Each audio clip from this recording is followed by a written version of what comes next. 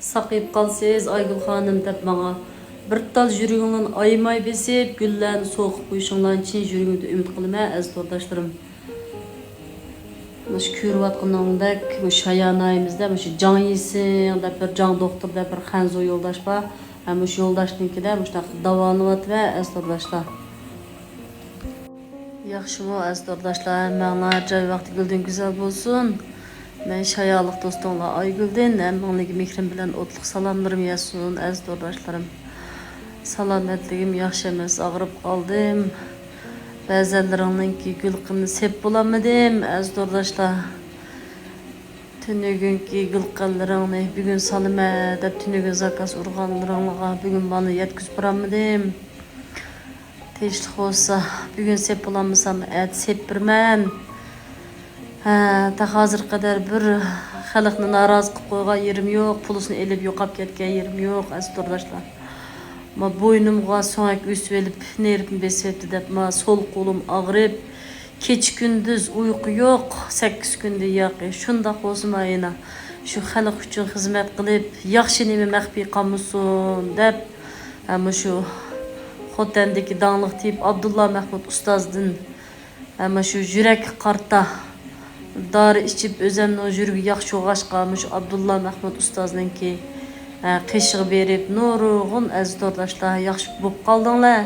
Yürek qarta ve meyli başqa kesel olsun adresini dep bersem aşağı berip ko'rinigan bo'ldinglar tordoslar.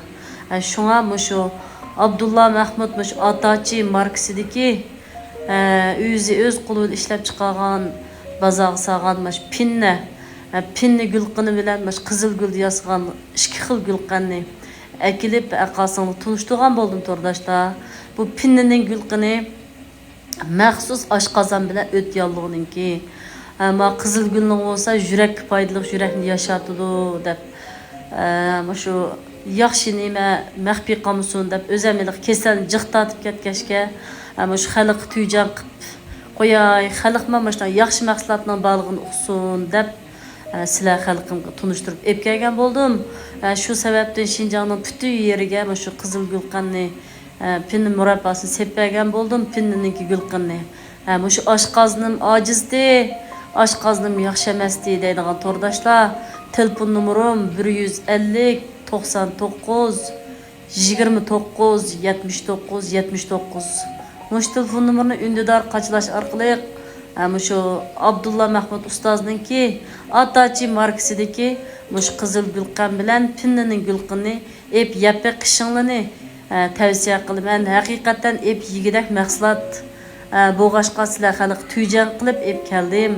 Ama shundoq og'riq tatib tursamma, yana mush ish qilib hayotli bo'lsam, tinim jinim tinimda saqli bo'lsa, sizlar uchun bir ömür xizmat qilishga rozi aziz tordoshlarim. Meni qo'llagan barcha juftlik aziz tordoslar ko'p rahmat. Saqayib qolsiz Aygül xanım.